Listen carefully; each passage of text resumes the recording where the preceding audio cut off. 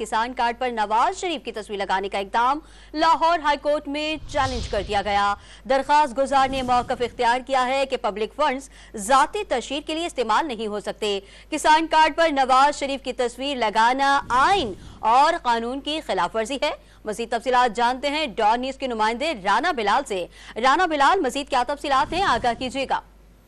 ये आईनी दरखास्त शहरी मशहूर हुसैन ने अपने वकील नदीम सरवर के जरिए लाहौर हाईकोर्ट में दायर की है, जिसमें वज़ीर आला पंजाब को वज़ीर प्रिंसिपल सेक्रेटरी नवाज शरीफ पंजाब हुकूमत को फरीक बनाते हुए मौक़िफ़ इख्तियार किया गया है कि वज़ीर आला मरियम नवाज ने नवाज शरीफ की तस्वीर के साथ किसान कार्ड की मंजूरी दी है।